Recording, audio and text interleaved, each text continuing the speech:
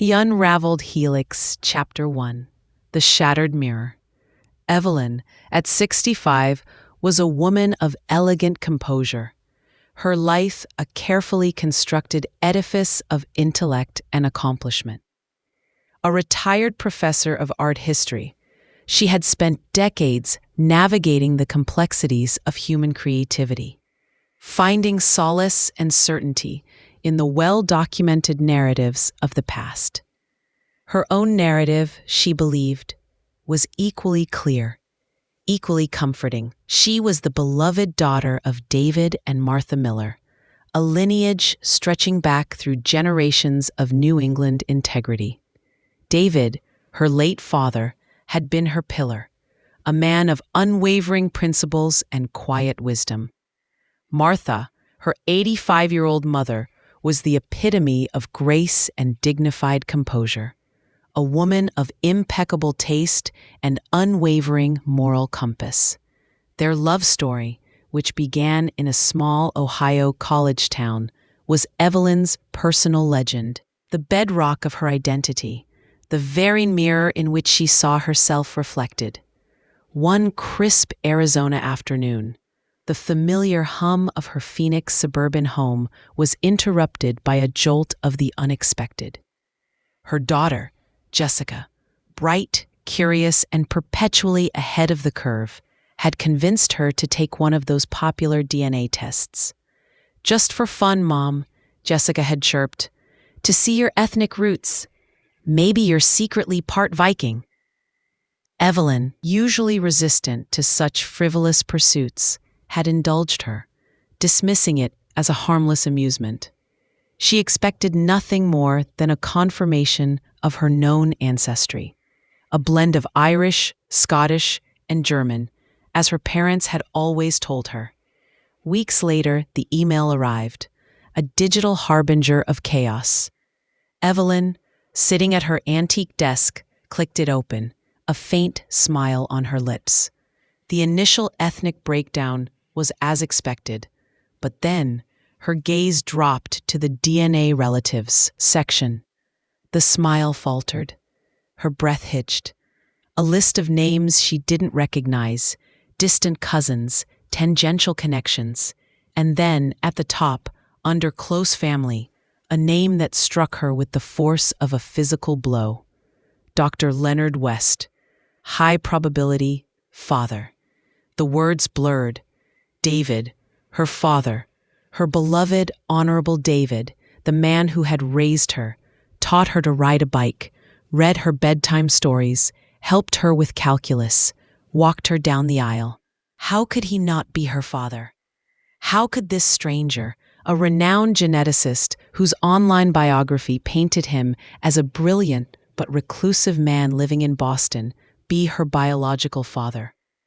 Her world tilted on its axis. The carefully constructed edifice of her identity, built on the foundations of her parents' love story, crumbled into dust.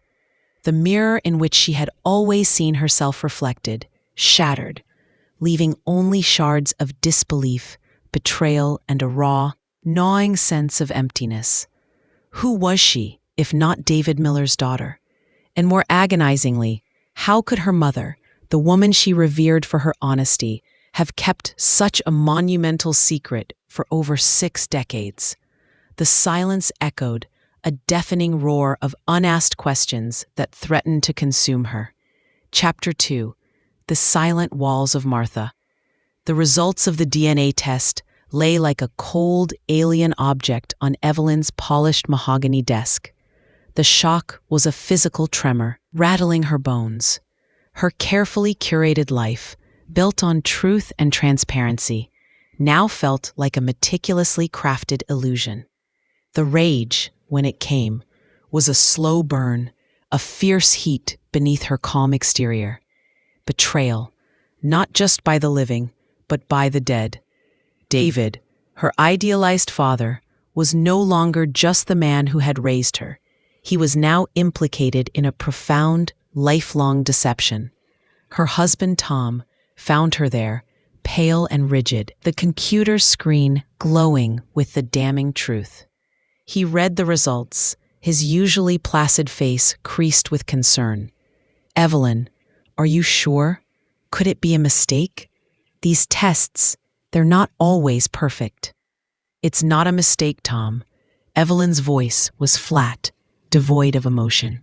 "The probability is too high, and there's no trace of David's family lineage. None. It's him, Dr. Leonard West." She whispered the name like a curse. The immediate, agonizing task was confronting Martha. Evelyn drove to her mother's elegant retirement community, her hands gripping the steering wheel, her mind a whirlwind of accusation and hurt. Martha, frail but still impeccably dressed, sat in her armchair, reading, when Evelyn burst in. The DNA report clutched in her trembling hand. "Mother," Evelyn began, her voice tight with suppressed emotion, "we need to talk about this." She thrust the printout at Martha. Martha's elegant eyebrows rose. She took the paper, her eyes scanning the words. Her expression, usually so serene, hardened. Her lips thinned into a fine line. "What is this, Evelyn?" she asked, her voice clipped, brittle. "You know what it is, Mother," Evelyn retorted, a bitter edge entering her tone.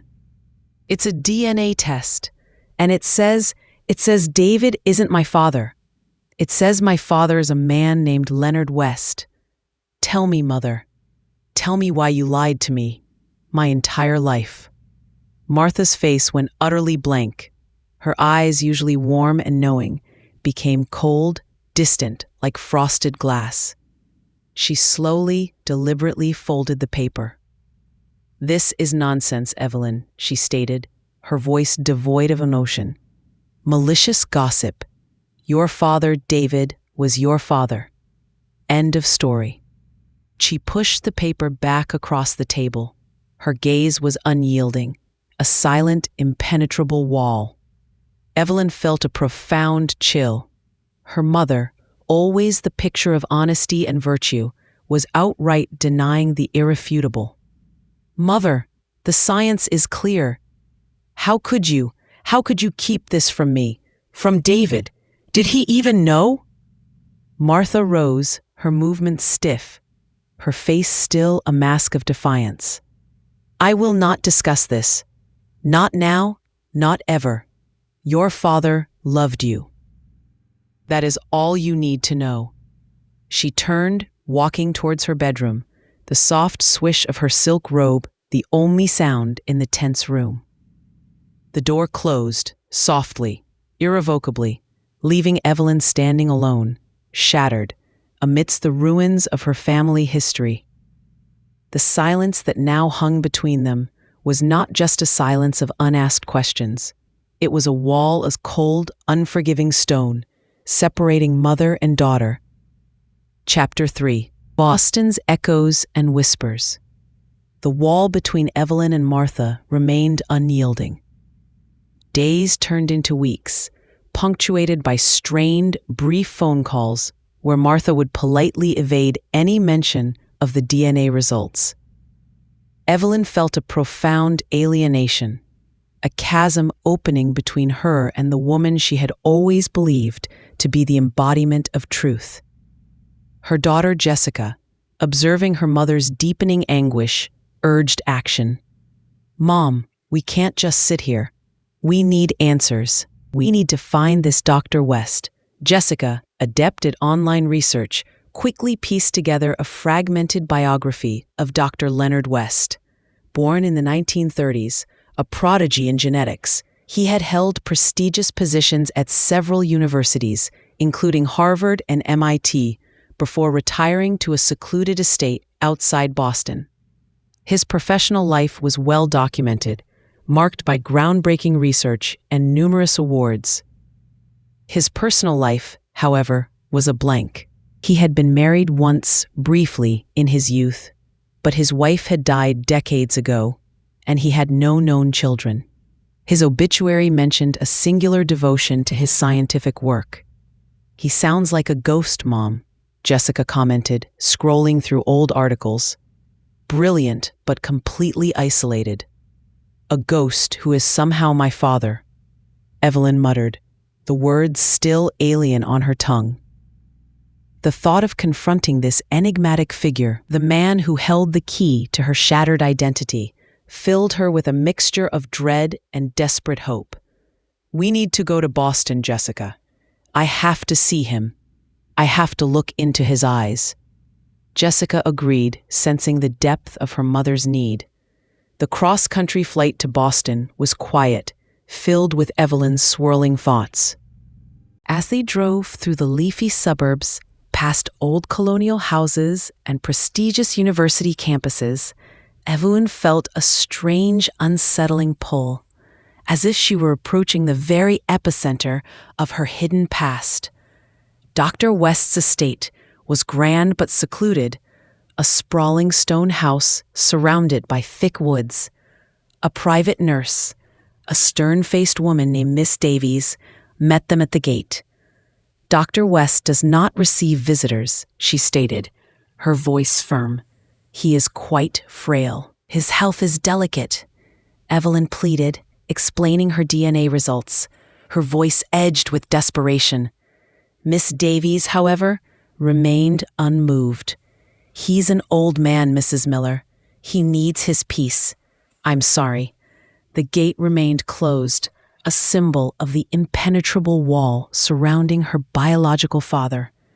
Frustrated but undeterred, Evelyn and Jessica shifted their focus. They needed to find someone who knew Dr. West, or even Martha, from that long-ago time in Ohio. Jessica's research led them to the small college town where Martha and David had met, and where Martha had presumably worked with Dr. West. They found an old university alumni directory. Among the names from Martha's graduating class, a familiar one surfaced: Mrs. Carol Campbell, still listed in the town. Carol Campbell, now a spry, sharp-witted woman in her late 80s, lived in a charming Victorian house filled with memories. When Evelyn introduced herself, Carol's eyes lit up with recognition. "Martha! Oh, Martha Miller, such a lovely girl.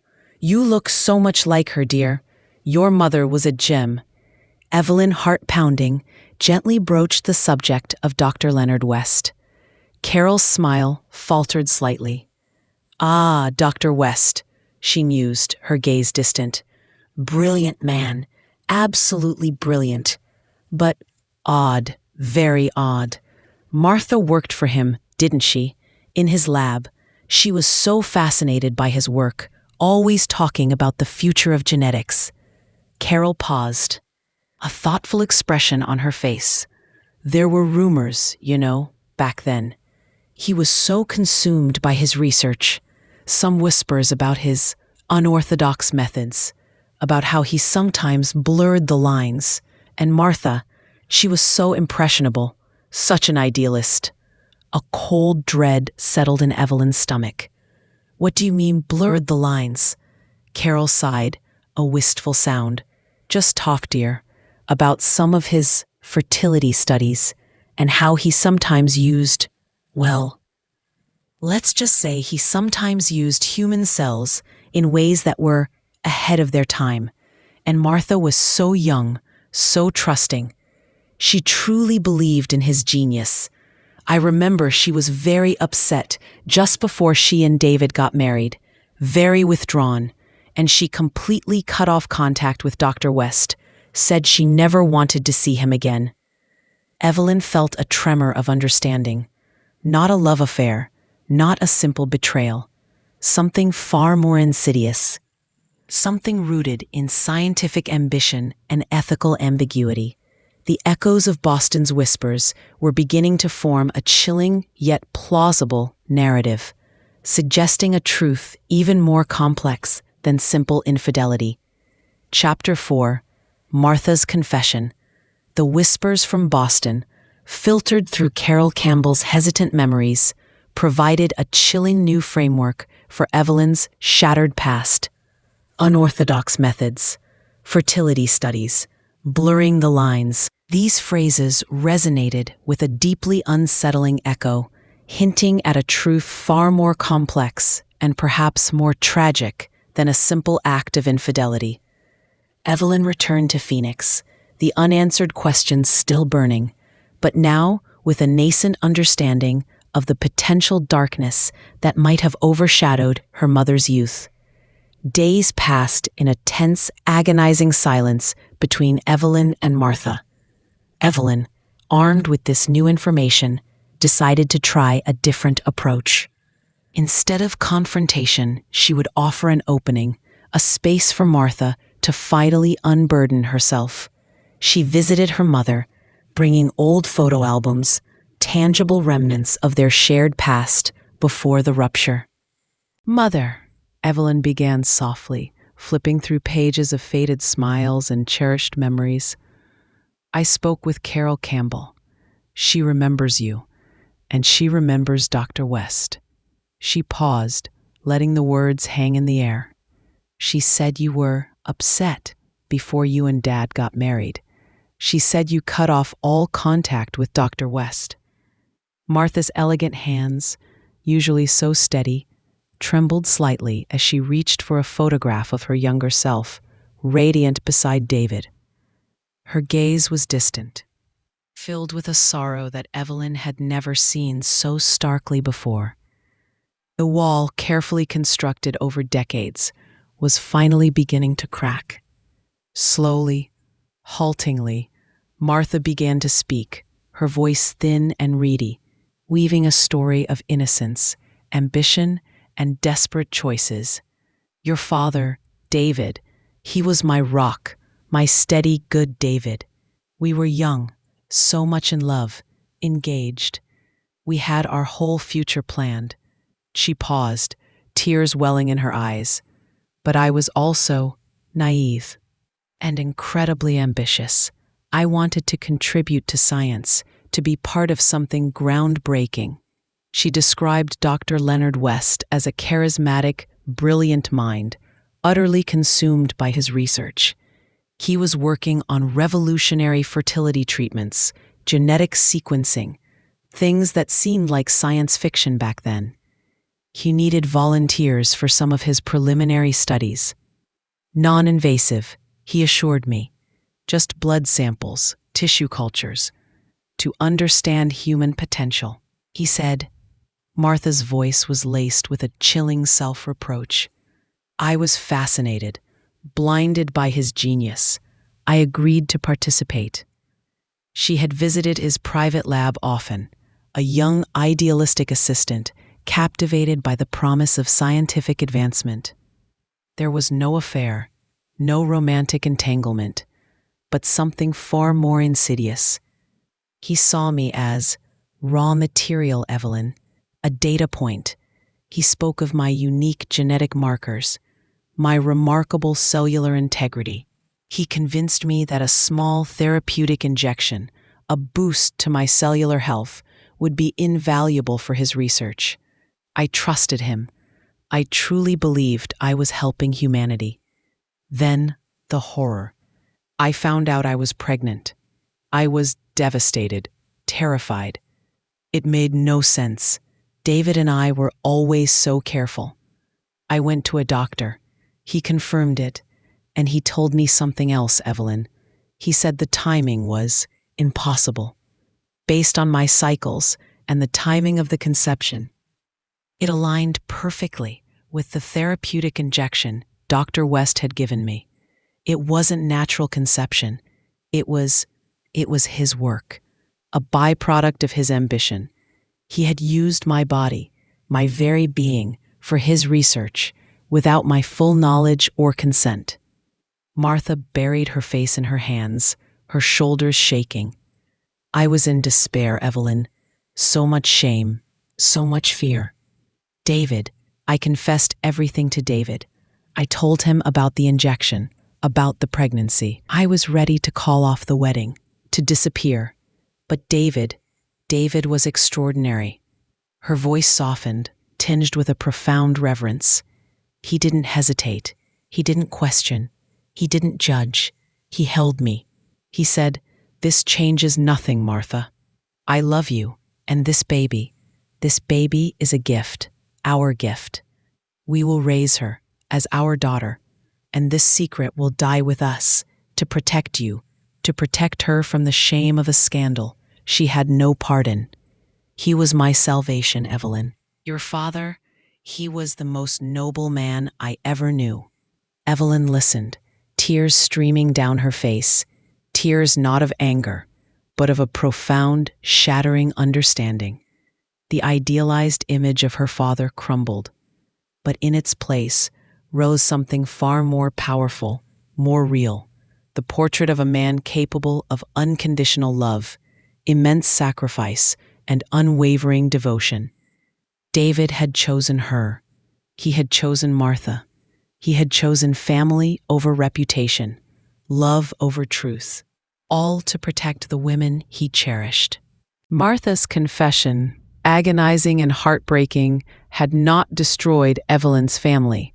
It had redefined it, imbuing it with a depth of love and sacrifice she could never have imagined.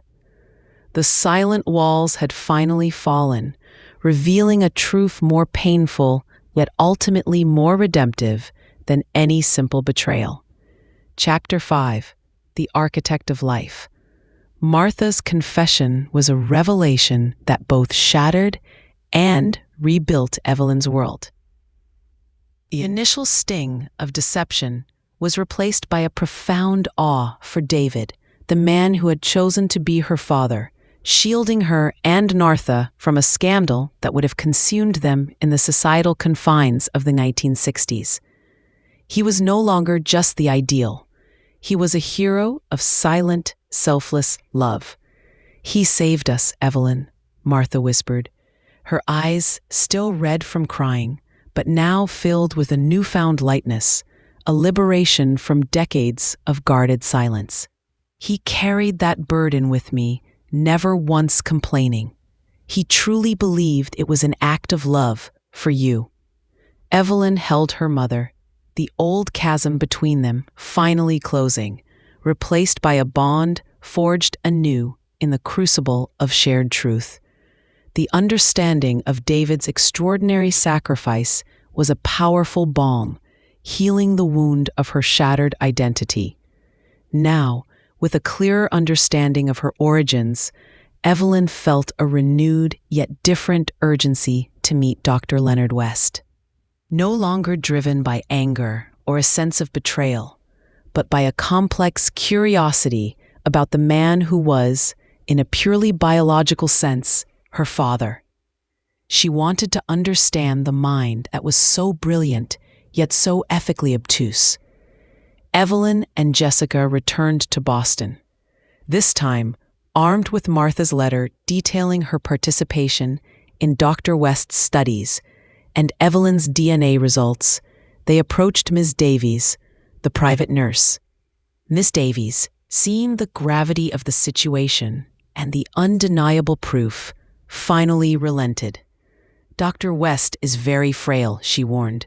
"His memory, it comes and goes, but I will allow a brief visit." They were ushered into a grand but sterile study. Dr. Leonard West, a skeletal figure in a wheelchair, sat by a large window, his gaze distant. His eyes, though clouded by age and a hint of early dementia, still held a piercing intelligence. He looked at Evelyn. A flicker of something she couldn't quite decipher in his gaze. "Dr. West," Evelyn began, her voice steady despite the tremor in her hands. "My name is Evelyn Miller. I am your daughter." She handed him a copy of her DNA results and Martha's old laboratory ID card. He took the papers, his thin fingers trembling slightly. He squinted at the ID card, then at Evelyn's face. Martha Davies," he mumbled, his voice raspy. "Bright girl, very bright. Such a unique genetic profile." He looked at Evelyn, his gaze piercing through the fog of his memory. "You have her eyes, her clarity." He didn't express surprise or shock or even recognition of the profound human implications of her words. His response was purely academic, almost clinical. "You were part of my fertility studies, weren't you?" he continued, his voice picking up a scientific rhythm. "Groundbreaking, truly groundbreaking. We were at the cusp of understanding human potential, unlocking the very blueprint of life. Such a pity, the ethical committees. They never fully understood the vision." He spoke of his research, of DNA, of genetic markers, of the beauty of the helix. He didn't directly acknowledge paternity, not in the way Evelyn understood it. He spoke of her as a successful outcome, a living testament to his theories. He seemed genuinely oblivious to the personal tragedy, the ethical breach, the human cost of his relentless pursuit of knowledge. He was not a villain, Evelyn realized, but a man so consumed by the abstract beauty of science that he had lost touch with the concrete reality of human emotion and consequences. He was an architect of life, but blind to the living. They found an old colleague of Dr. West's, Dr. Martin. Sophia Lopez, now also retired, living nearby. Dr. Lopez, a warm, empathetic woman, remembered Martha. Oh, Martha, such a sweet girl, and so devoted to Dr. West's work. He was a genius, no doubt, but his ethics, they were always questionable. He pushed boundaries. He saw potential where others saw limits. He truly believed he was doing good, but he often overlooked the human element. She confirmed that Dr. West had indeed engaged in experimental, non-consensual reproductive research. Veiled under the guise of fertility enhancement or genetic optimization, some of his former assistants had expressed unease. Evelyn left Boston with a strange sense of clarity. She had met her biological father, not a villain, but a tragic figure, a man of immense intellect, crippled by a profound lack of emotional intelligence. The anger she had once felt towards him dissipated, replaced by a quiet sorrow for a genius who had never truly learned to be human. Chapter 6. The Reclaimed Narrative. Returning to Phoenix, Evelyn carried not a burden, but a mosaic of understanding. Her journey had not been about finding a single truth, but about weaving together multiple truths, each thread contributing to the intricate tapestry of her identity. The initial devastation of the DNA test had given way to a profound sense of liberation. She no longer felt defined by a secret, but enriched by a complex, multi-layered heritage. Her relationship with Martha, once fractured, now blossomed with an unprecedented depth of honesty and affection. Martha, freed from the lifelong burden of the secret, visibly relaxed. The shame that had haunted her for decades lifted, replaced by a quiet dignity. She began to speak of David not just as the man who loved her, but as the hero who had saved her, who had selflessly chosen to build a family on a foundation of unconditional love. They spent hours together, sharing stories, filling in gaps, solidifying their bond. Martha, once so guarded, now welcomed Evelyn into the full narrative of her life, including its painful, hidden chapters. Evelyn's understanding of David deepened immensely.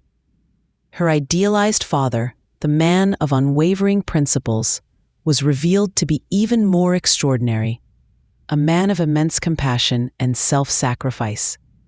He had not just accepted her, he had chosen her in an act of profound, unwavering love. She honored his memory, not by upholding a secret, but by embracing the full, complex truth of their family's journey.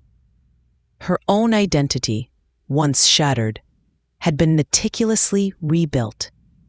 She was Evelyn Miller, the beloved daughter of David, who had given her a home, a name, and a lifetime of unwavering love. And she was also the biological daughter of Dr. Leonard West, the brilliant geneticist whose unconventional origins had perhaps imbued her with a unique intellectual curiosity and a drive for understanding.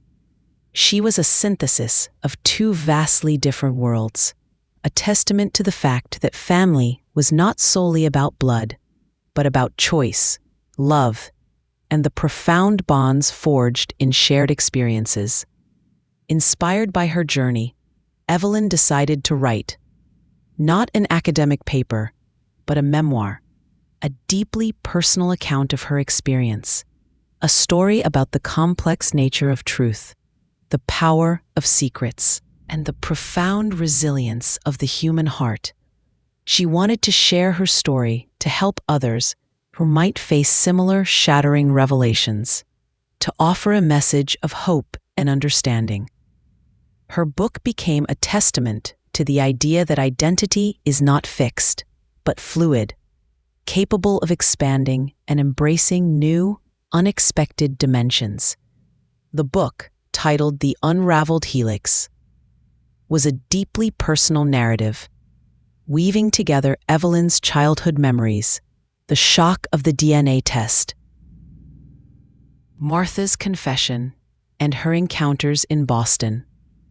It was a story about the ethical quandaries of science, the societal pressures on women in the past, and the boundless capacity for love and sacrifice. She wrote about the weight of silence and the liberation that came with truth. Evelyn, with Jessica's unwavering support, found a new purpose in her life. She spoke at conferences, shared her story, and became an advocate for ethical DNA testing and the importance of open communication within families.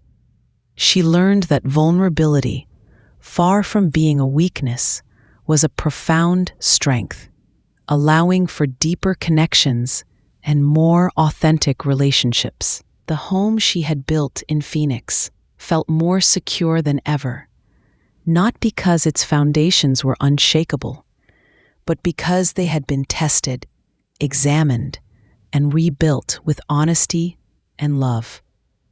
The mirror of her identity, once shattered, had been painstakingly reassembled, reflecting a more complete, more nuanced, and ultimately more beautiful image of herself. She was Evelyn Miller, a woman who had faced the deepest questions about her origins and emerged, not broken, but profoundly whole. Her life a testament to the enduring power of truth, love, and the complex, beautiful tapestry of family. Her narrative, once fragmented and hidden, was now fully reclaimed, written not just in her genes, but in the pages of her own life story. Chapter 7: Legacy and Labyrinthine Love. The publication of The Unraveled Helix brought unexpected attention to Evelyn. Readers from around the world, many with their own hidden family secrets unearthed by DNA tests, reached out, sharing their stories, finding solace and validation in her honest account. Evelyn, once a private academic, found herself in a new role, a reluctant, yet compelling, public voice for the quiet revolution of genetic revelations. The book was not just a narrative of her personal journey. It delved deeper into the societal and ethical implications of widespread DNA testing. Evelyn explored the concept of truth, not as a singular, immutable fact, but as a multifaceted gem, each facet revealing a different angle of reality.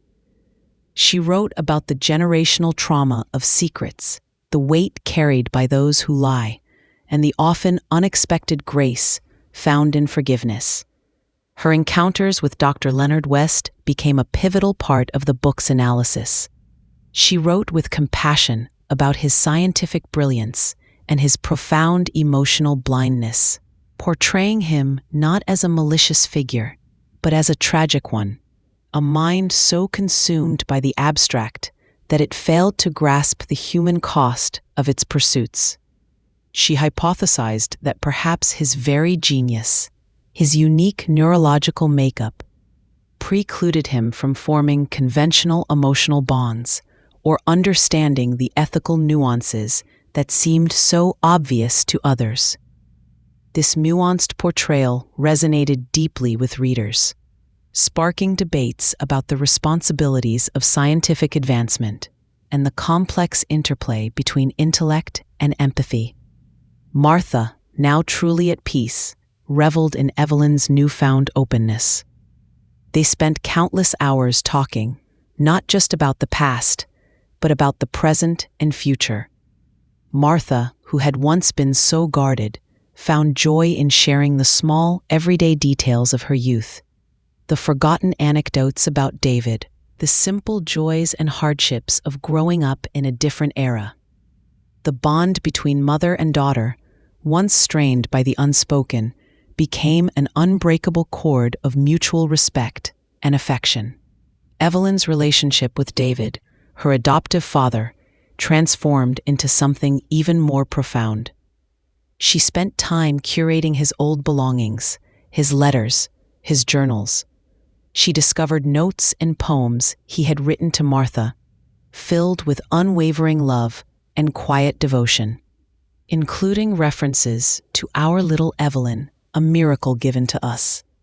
These words, seen through the lens of Martha's confession, spoke volumes of his character, a testament to his noble heart. She realized he hadn't merely accepted her, he had chosen her, fiercely and unequivocally, as his own. His legacy for Evelyn became one of selfless love, a love that transcended biology and defied societal expectations. Jessica, Evelyn's daughter, was inspired by her mother's journey. She became an even more vocal advocate for authenticity and transparent communication within families. She found a new appreciation for her grandmother Martha, seeing her not just as the elegant matriarch, but as a woman who had navigated immense societal pressure and personal trauma with quiet strength. Evelyn also sought out other individuals who had discovered similar genetic revelations through DNA testing.